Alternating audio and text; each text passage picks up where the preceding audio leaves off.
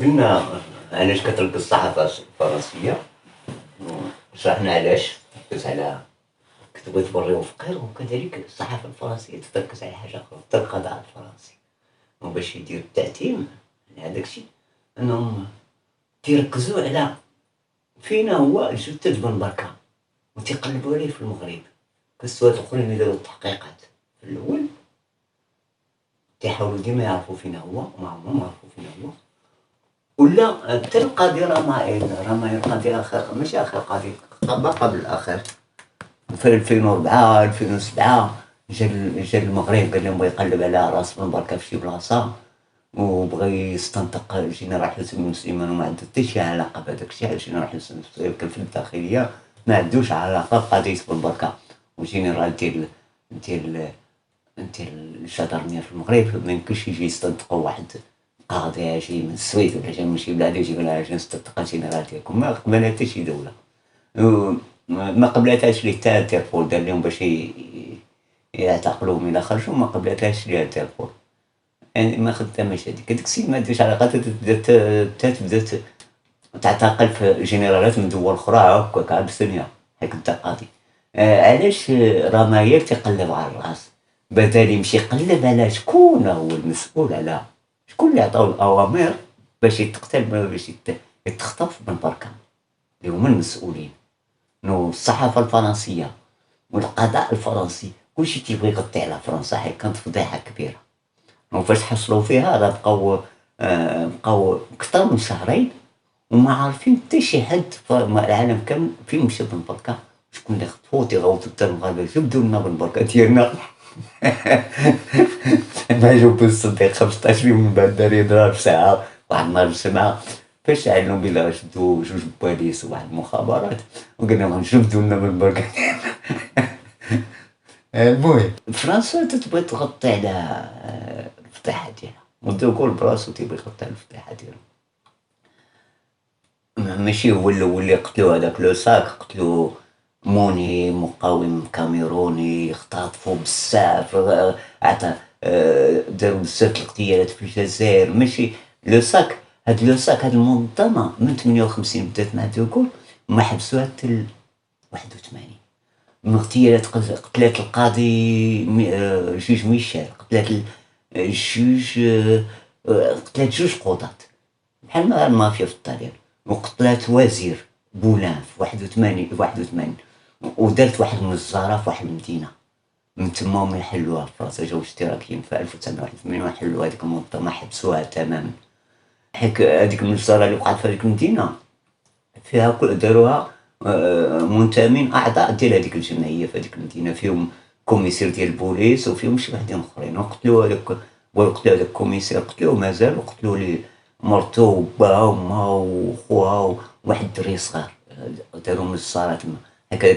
هذاك كانوا تيجمعوا فلوس من المنظمه هذاك الشيء وتيديروا عمليات غير قانونيه هذاك الشيء. المهم هاد المنظمه هاد الشيء اللي وقع له ساك سيرفيس داكسيون سيفيك اللي كان تيشارك في بلطاجة، منظمة البلطاجة ديال دوكو.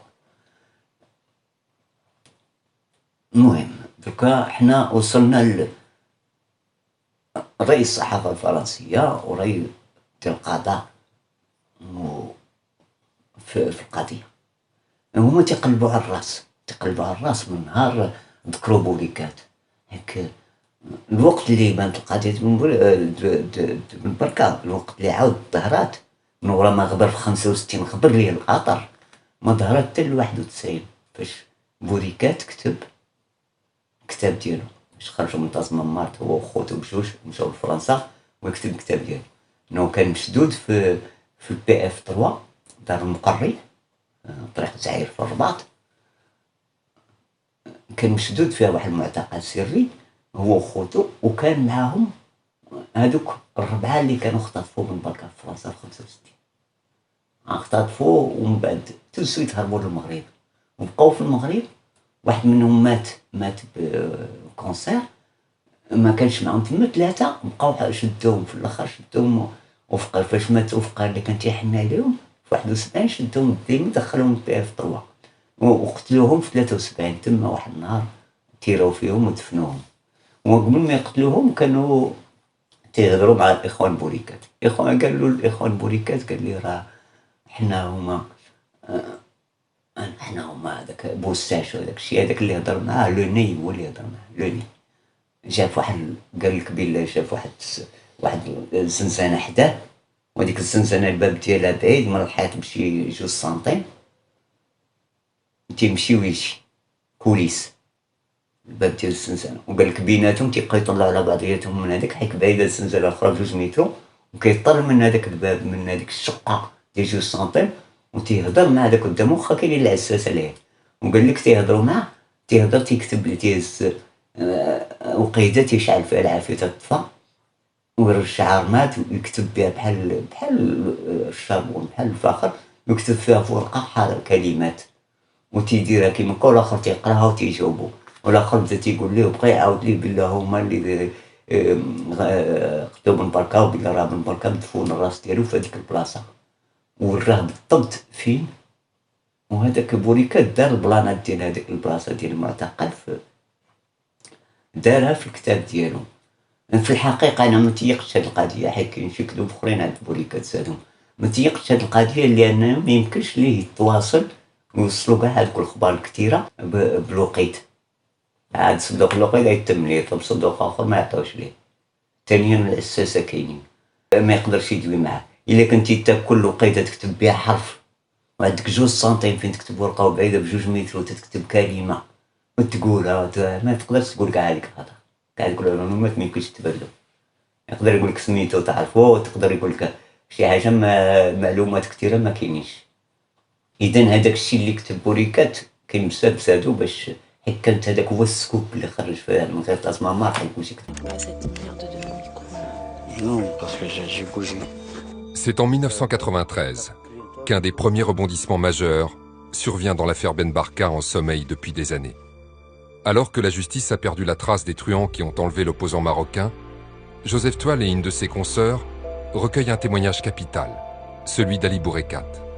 Ce franco-marocain, ancien détenu au Maroc, a été enfermé plusieurs années avec ses 2 frères dans l'une des prisons secrètes du régime d'Hassan II, appelée le PF3. Il raconte sa rencontre avec 3 autres prisonniers français. Il y avait des gardes qui rigolaient toujours avec un, il l'appelait Dédé, un, il l'appelait Pierrot, et un autre qui avait une voix rauque, alors lui, il n'avait pas de surnom. Joseph Toile et sa consoeur comprennent alors qu'il s'agit de truands. 3 des fameux truands recherchés depuis longtemps par la justice française dans l'affaire de l'enlèvement de Mehdi Ben Barka. Un temps protégés par les Marocains, ils en savaient finalement trop pour être laissés en liberté.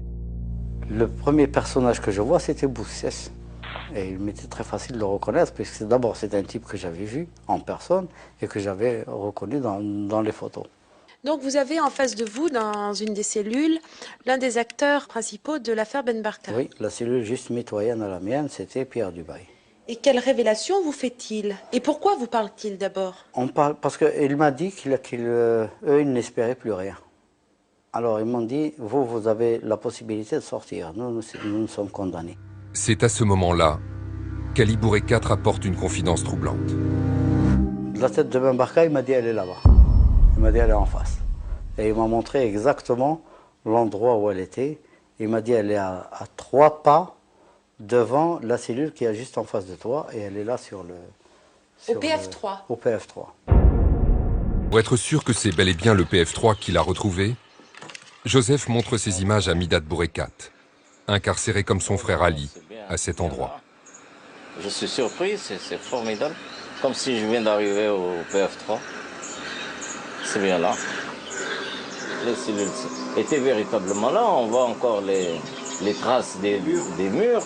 Et j'ai été à la 2e en partant de la droite, là. Il y a de cela plus de 24 ans.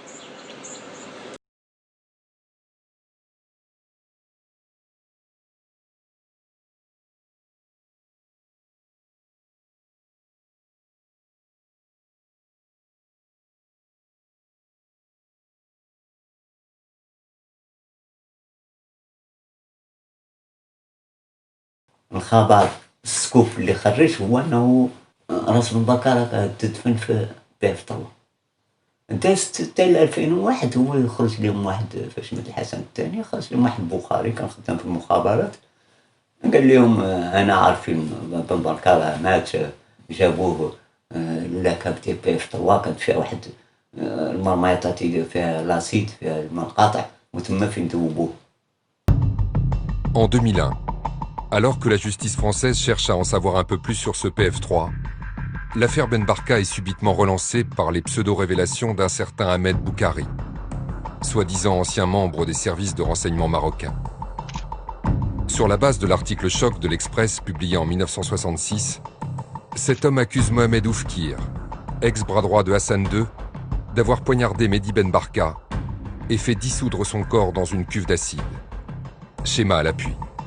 وهذا هذيك الساعة من اللي بدات هذه القصة ناضوا بعض الصحفيين وبالخصوص واحد تيسميو جوزيف تيال، بدا تيقلبها على فين مدفون بن بركة، بيعرف فين مدفون هذاك بن بركة. وهو في 2001 جوج جا استجوب البخاري على هذيك الفيرسيون اللي قال بلي راه بن بركة جابوه وذوبوه في لاسيد ودار واحد ما دارش التصويره ديال هذاك لاكاب هذيك البرما هذا، ولكن عاد صوروا فيديو، دار واحد الرسمه كيفاش داير هذه ما نعرفوش كان بصح ولا ما كانش. المهم هاد جوزيف تيال هو اللي جا تاني في شي 2003 2004 جا تيمشي يعد عليه المرابط وتيمشيو يطلع على هذيك، تيقلبوا على هذيك دار المقري، تيقلب على تصابعها هي داير بها حيط ولكن مهدوم، هذاك الشيء اللي فيها الداخل كانت فيها شي بنايه مهدومه بقى الحيط تقريبا شي 1000 متر وداير بها واحد الحيط عالي شي 3 متر ولا 4 وفيه الشاش فوق، وكيطلع عليه هو وتيتبعو المخابرات تيطلع عليه هو وعلي المرض باش يطلبوا باش صور الداخل ديال هذيك البلاصه، ولكن واخا صوروه جاب واحد التصويره اخرى من ورا سنين من بعد ديال جوجل بالفوق تتبين بلي راه غرسوا فيه شي شجر، واحد البلاصه كامله النص ديالو ما نايضش فيه الشجر. قال لهم شوف راه هنا كانوا غارسين الشجر وما ناضش اليوم لانهم كانوا تيدفنوا فيه الموتى وتيكبوا فيه الجير، هذاك الشيء علاش ما ناضش اليوم. ولكن في الحقيقه هو اللي كاين انه انا شديت البلان ديال بوريكات اللي في الكتاب هو نوري لكم وقلبت بالضبط شنو قال بوريكات شنو قال لي هذاك السيد اللي كان خطف بن بركة، اش قال لي فينا بلاصه كاين في البلان، وقلبت في البلان وحددته في هذيك الصوره اللي جاب هذاك الفيلم فيديو اللي جاب هو وما عرف فينا بلاصه بالضبط، انا حطيته ليه بالضبط ها هو عاد شوفوا كاين هنا في هذه البلاصه النقطه الحمراء اللي هنا كاين الزنازين كانوا تما في الحيط راهم بالالوان 1 2 3 الزنزانات بوريكات هي اللي كانت تما، الا حسبنا 10 متر وقدام هذاك الحيط هي هذه البلاصه فين كاين بالضبط بالسنتيمتر فين كاين راس بن بركة.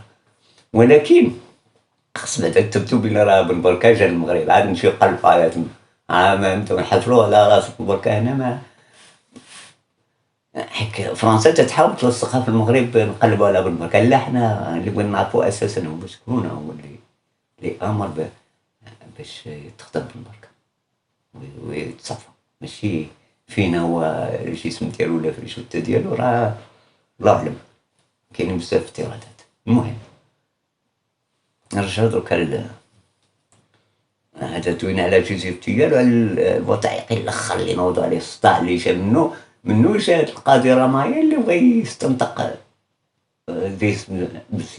حسني بسليمان. جينا القاضي رمايا تا هو قال لهم بغى يقلب على الراس، بغى يشوف هذيك البلاصه، بغى يبدا يحفر فيها، وراه الناس ميته بزاف مدفونه تما تحفر لنا فروضه ما جاتش، ما يمكنش نخليك تحفر لنا فروضه، شي من حجه ثابته بلا راه كاين تما يمكن هذيك الساعه نقدروا نحفروا. هذاك الشيء اللي قال بوريكات راه ما مطبوش، واخا تبعوه هما صابوا لعبه كلشي تابعين هذاك الشيء اللي قال بوريكات. بغيت نقول انا اساسا وانا الشيء كاع اللي جا من بعد في 2000 و 2015 وهذاك الوثائقي ديال جوزيف تيال والقاضي رمايل كلشي مبني على هذاك الشيء اللي جاب لهم بوريكات علي بوريكات اللي بغى ينتقم من الحسن الثاني وبغى يغرقوا بشي حاجه بطريقه اخرى. علاش ما دوروش معاهم بزاف، عطاو مع مليار هو وخوتو بجوج، عطاو مع 330 مليون واحد اللي فرقوا عليهم في سويسرا باش عطاهم لهم حمله الحكومه، بقاو باغيين فلوس اخرين، لذا حاول يدير شي حاجه باش يبقى